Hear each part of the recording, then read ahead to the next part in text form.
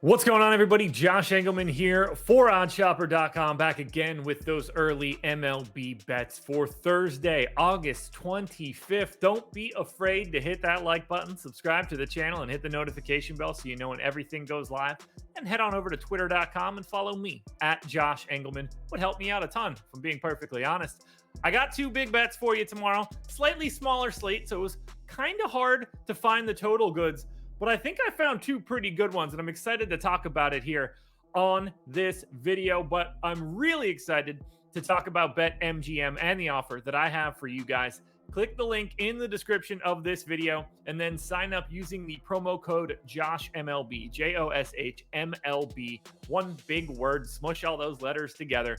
Get up to $1,000 in a risk-free bet. Now, if you don't have $1,000, it's okay. If you've only got $100 to put in, that first bet is a $100 risk-free bet. If you win it, everything just stays in your account. You go about your business. If you lose, they will make you whole. If you have the ability to make it $1,000, I highly suggest that you do that. It is in your best interest because you've got a free shot at a bunch of additional money. Take advantage now. Click the link in the description. Use that promo code JOSHMLB for a $1,000, up to a $1,000 risk-free bet at BetMGM. Now, on to the bets for you for tomorrow.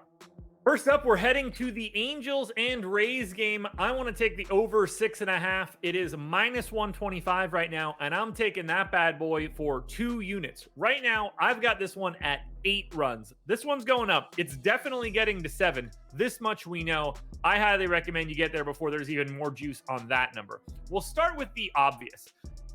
Mike Trout's back. I think the Angels offense is now perfectly acceptable. 110 aggregate WRC plus. That's what happens when Mike Trout and Shohei Ohtani can be in the lineup together. It just changes the entire scope of the Angels offense, and now they're quite a bit above average. Similarly for the Rays, 114 WRC plus. So I'm very happy to see 2 above average offenses. Now, the park does limit runs, but not as much as it seems. 93 park factor for runs isn't a crazy low number from a pitcher's park perspective, but it is still very clearly a pitcher's park. Not enough to offset the offenses. Now, both pitchers are basically the same.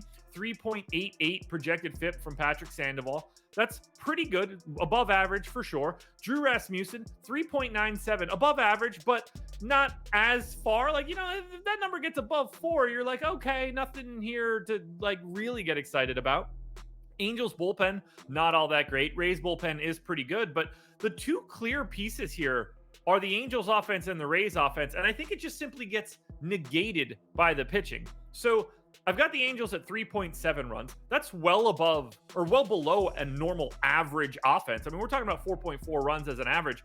3.7 is well below that. I got the Rays at 4.3. That's also a slightly below average output for runs. And yet that's still a run and a half above where the run line is right now. So take the total at 6.5, minus 125 for 2 units. If it gets up to 7, I still like it. Just knock the units back a little bit. But even if you are assuming that both of these teams score less than their average amount of runs, they're still going over the 6.5 mark. Take it now while you can. And while you're at it, take another over. Yankees, A's, over 7 runs, minus 120 for a unit and a half. I almost said a half unit. For a unit and a half.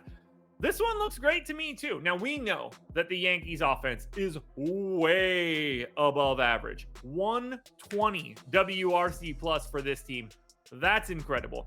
James Caprillion on the opposite side, not great. 4.74 projected FIP via steamer. That is well below average. A's bullpen is basically average. So incredible spot for the Yankees. The only downside here is that we're in a pitcher's park. 90 park factor for runs. Power is where it goes to die here. 75 park factor for righties, but you don't think Aaron Judge can hit a ball out of Oakland?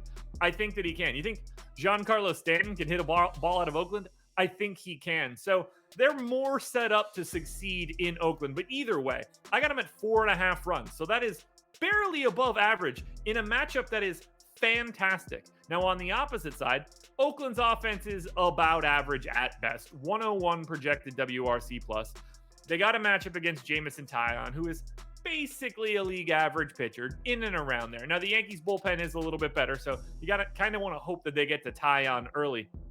But the main key here is that we only need 7 runs. The Yankees could do that on their own against Caprillion. I got them at 4.5. I got the A's at 3.6, so I have the Yankees as firm favorites. But we're talking about a total amount of runs that is way above 7. In fact, it is at 8.1 for me. So, again, I think this one gets to 7.5. I want to get the over again. And just for sake of argument, or at least from a fun perspective, who doesn't want to cheer for an over in a baseball game? Not that this has any distinction for why I would want to make these picks, but cheering for runs is like the most fun thing you could do if you want to sweat a bet. And I'm giving you 2 overs here. We already hit the Angels. Now hit it 1.5 units. Yankees, A's, over 7, -120. There you go, everybody. 2 early MLB bets. Attack them now before the lines move. These are going to be for tomorrow, so you got some time, but don't rest on your laurels. You want to get these bets as fast as you possibly can, because the longer you wait, the harder it is to beat the line. And there's no reason whatsoever that you guys should be trying to get harder lines. The only thing that that's going to do is benefit the sports books. We're not trying to do that. So listen to me here, and then sign up at BetMGM using my promo code so you can get a free bet as well.